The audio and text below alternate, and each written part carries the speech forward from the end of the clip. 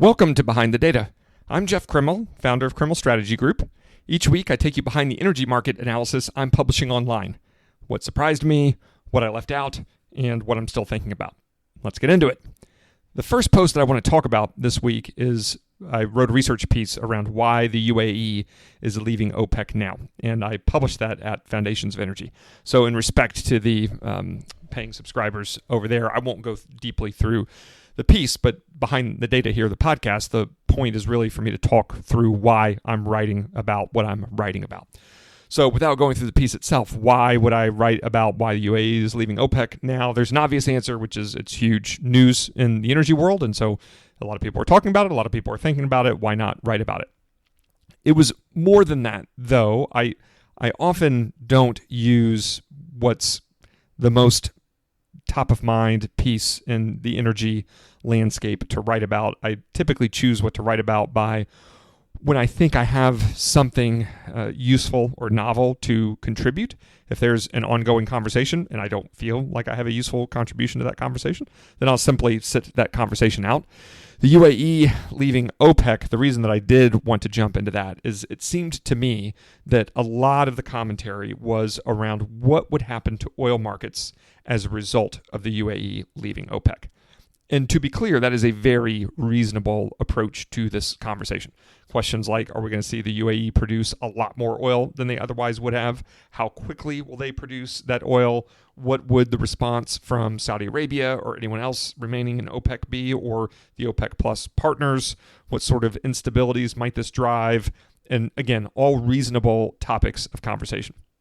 When I was reading through all of that news and listening to podcasts and listening to other people talk about it, what I felt like was missing was this idea that the oil markets itself had been changing, and that is what inspired the UAE to leave. So rather than the UAE leaving OPEC, and now we have this turbulence on the back end of that decision, and we're going to try to litigate and better understand what's going to happen as a result of UAE leaving, I wanted to make the point that oil markets had already been changing. They were changing materially. The way that they were changing is what was driving this notion of capital discipline, and that UAE was reading those tea leaves and decided that their future was much better protected if they could follow their own path rather than being beholden to OPEC. That was the main motivation to that piece. So what I want to share here on the podcast is that while that was a story that was top of mind for the energy space and was showing up in headlines in a lot of the business press, that is not why I wrote about that topic in a vacuum. I felt like there was a causation element to the story that was not nearly as widely discussed, and I wanted to contribute there, and that was the motivation to jump in and write a relatively lengthy research piece and pull it together in short order so I could get it out and contribute to the conversation in that way. The next post that I want to talk about was I shared a video clip that I actually took in the first session of Oil and Gas Market Mastery, of the second cohort.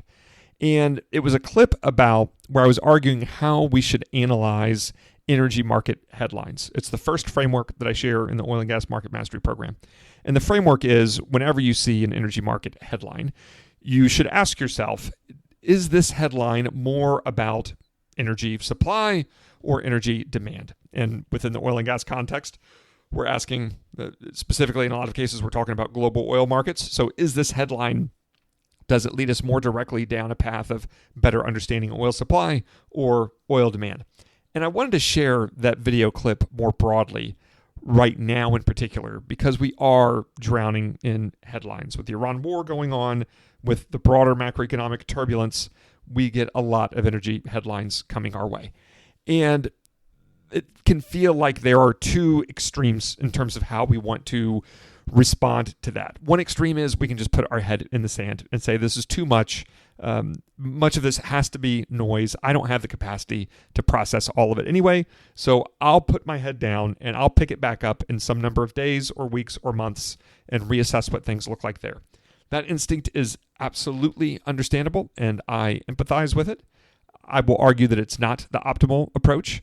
Likewise, it is not the optimal approach to go to the other end of the other extreme of the spectrum, which is to try to ingest every headline and dive deeply into it, unpack it, find all the layers of nuance within it, update all of our analytical models and mental models based on what we're seeing in this headline. It's just too heavy of a lift. There's too much going on. We don't have the time and energy to process all the headlines in that way. One of the things I do at the end of the opening session of Oil and Gas Market Mastery is talk through this very simple framework where you see an energy headline and you ask yourself, is this more about supply or more about demand? That sounds like an obvious framework to deploy. And at first glance, you might be skeptical that it could even offer much value at all. And yet this is something I do and have done for over a decade at this point, and I have found it useful because there's a lot of headlines are more or less obviously steered toward supply or demand, but explicitly asking yourself that helps you better understand the ways where even if it is obviously shaded toward supply, there are demand elements implicit in all the supply headlines. Likewise, there are supply elements implicit in all of the demand headlines. In being rigorous about asking yourself, is this a supply or demand headline, helps you and me recognize that supply and demand are inseparable, and they're involved in all of these headlines. And that's well over half of the battle of market analysis, is having some clarity around what's happening with supply, what's happening with demand, in which ways are those most directly connected right now, and in which ways are they separated, because they're not always tied immediately to each other. There can be delays between how one of those forces responds and how the other one responds. And just asking ourselves when we come across a headline, whether it's shaded more towards supply or demand, helps get our minds into that more rigorous mindset. And even if we just very quickly, informally answer that question for ourselves, I will argue that the updating of our mental model with just that small bit of analytical work, rigorous strategic work that we're doing in our head, is incredibly valuable. That's more valuable than putting our heads down. It's 80-20 Pareto principle type effect where we're capturing a lot of value from that headline without doing an enormous amount of work of trying to assimilate all of the information and value that may be embedded in that article into our broader analytical apparatus. Just very casually, is this a supply or demand headline? Why do I believe that? And if I believe it's one versus the other, how is the other implicated directly or indirectly in what we're seeing from this headline? I think it's a very powerful framework.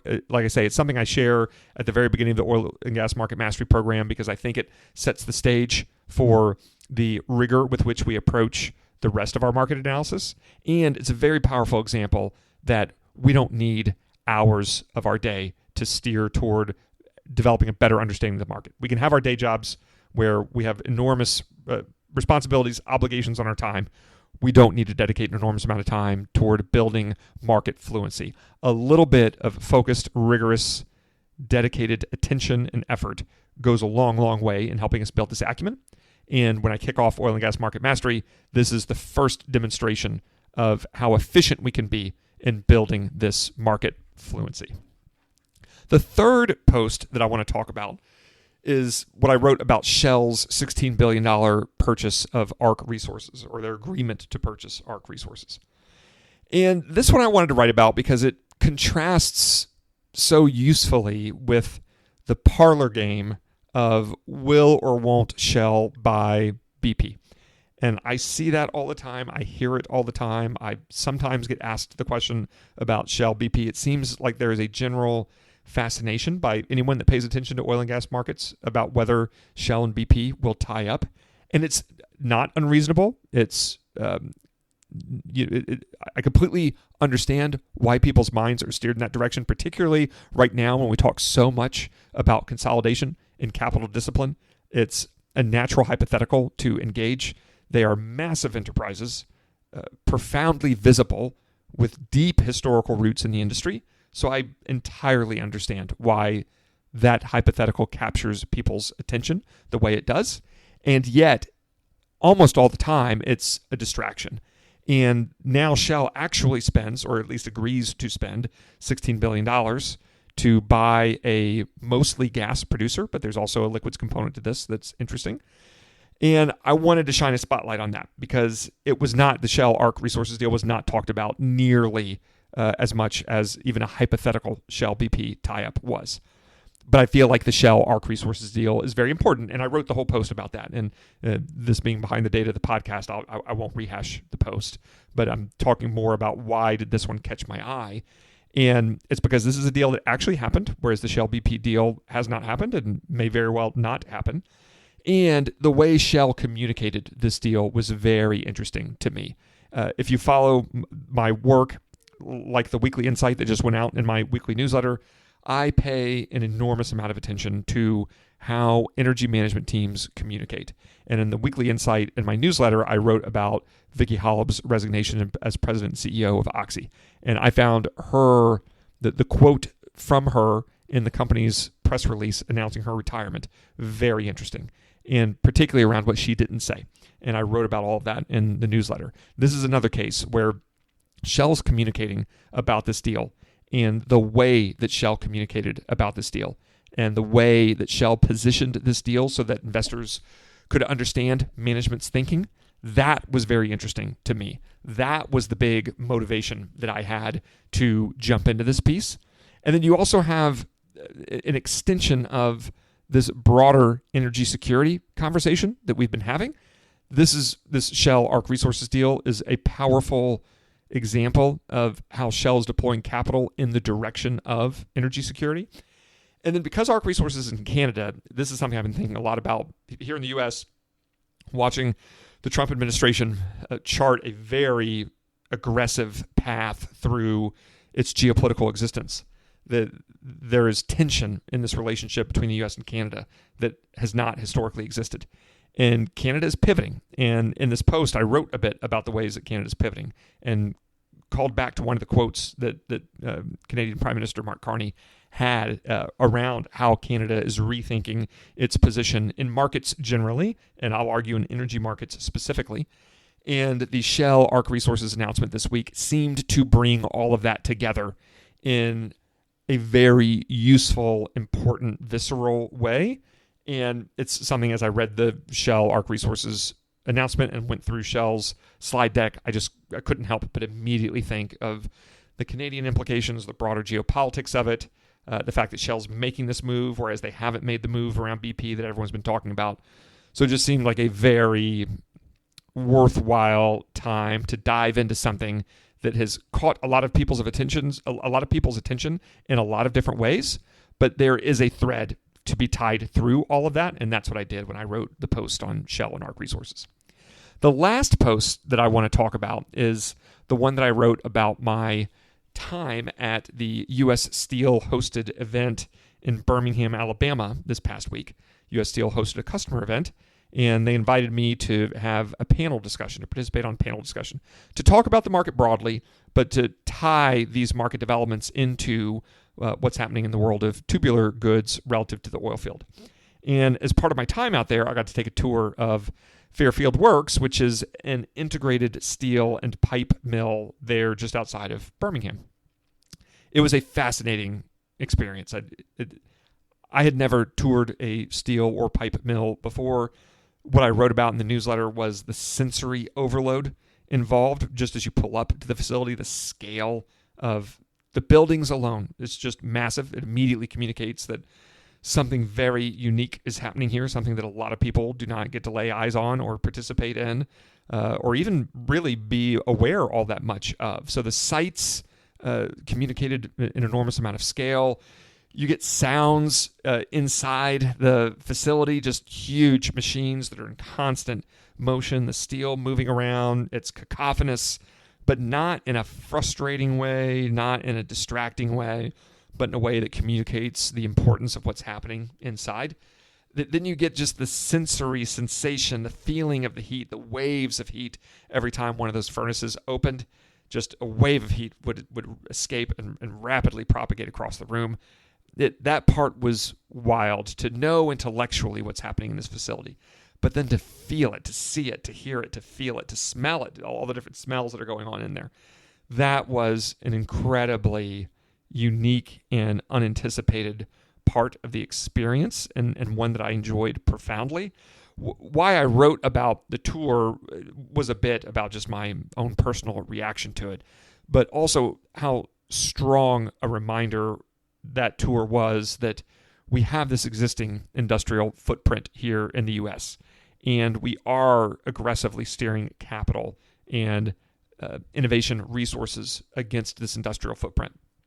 And these investments are happening, specifically here with U.S. Steel, these are happening in a way that will help the oil field meet these challenges that are coming at us, where we are drilling longer wells, deeper wells. We're constructing these wells in much more harsh environments worldwide. And we need all of the surrounding equipment and service side of the industry to step up and meet this challenge as they historically have. And this was just a really good example of the kinds of investment and the kinds of activity that's taking place so that we can continue to progress relative to producing the oil and gas that the world needs. So it was an incredible experience. I had a fantastic time on that tour. I was really excited to participate in the market commentary in the panel discussion and offer the room some macro perspective that I believe married up nicely with what they see day to day working inside their own business. They offered me a lot of context and perspective and granularity that I don't get to see so often when I'm zoomed out thinking about the macro structure of our industry. So I always appreciate that opportunity to be able to engage and interact and learn from the people on the front lines that are making this oil and gas machine work the way that it works.